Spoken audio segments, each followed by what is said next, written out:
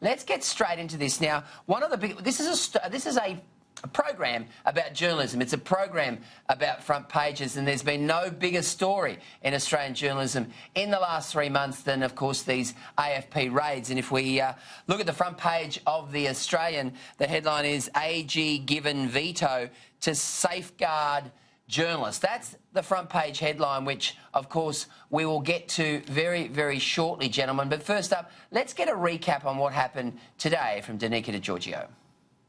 News Corp reporter Annika Smethurst's home and the ABC's Sydney headquarters were raided by Australian Federal Police earlier this year. She and 2 ABC reporters are facing possible charges for publishing stories containing national security leaks.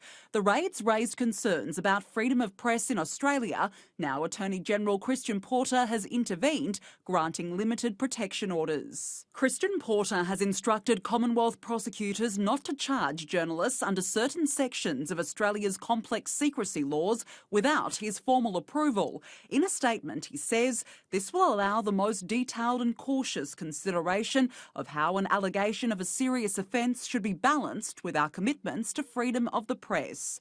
But media companies are so far unconvinced. News Corp's General Executive for Policy and Corporate Affairs, Campbell Reid, says the direction is unremarkable, saying it offers no comfort for journalists disclosing information in the public interest that they are safe from prosecution for doing their job. This so-called safeguard falls a long way short of what media organisations are seeking. Labor says the intervention is an important step for press freedom. Danica De Giorgio, Sky News. Well, gentlemen, let's have a look at that front page of the Oz again. And, of course, it says here, AG given veto to safeguard journalists. Story here by Chris Merritt, the Legal Affairs editor. Journalists from the ABC and News Corp Australia who reveal government secrets have been handed a lifeline after the government expanded its political veto of prosecutions based on legitimate news reports. The new arrangements mean prosecutions under 4 federal laws will not proceed against journalists without the permission of the Attorney-General, Christian Porter. Scott Emerson, what does that actually mean? Well, it doesn't give too much confidence to journalists out there. And it's interesting to hear Campbell Reid from News Limited basically saying that. That's not what they wanted. What it comes down to now is it's a question, the call of the AG, Christian Porter.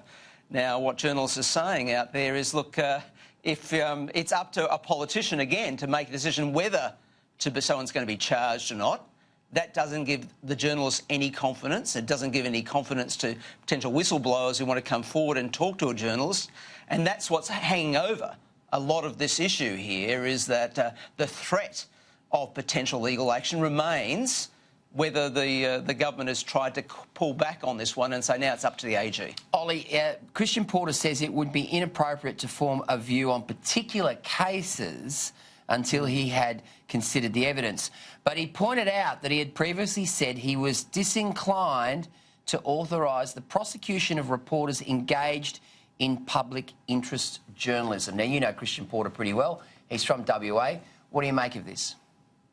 Well, I think there's cold comfort in what he's had to say. And I think there's cold comfort in these stories today. I agree entirely with what we've just heard from Scott in regards to what journalists' jobs are and whether or not the protection will be there for whistleblowers and trying to dig up a story and reveal that information. It's critical to the job we do day in, day out.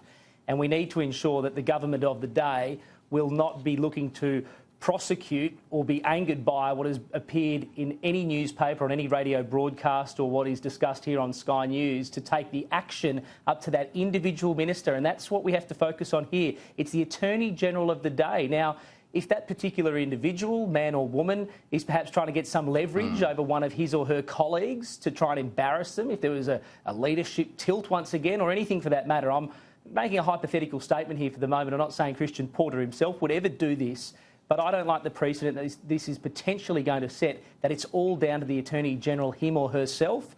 I think that journalism in Australia requires stronger safeguards, and really Christian Porter should be out on this matter stronger, and he should be dismissing what has come to Annika Smethurst and what has come to the ABC, and any other journalist for that matter should be able to do their job without any fear or any consequence on publishing any particular story. We have pretty strict laws as they are, Glee, so you know that. You've been a newspaper editor yourself. You know what you can publish and what you can't. So I think we all work within the laws of Australia.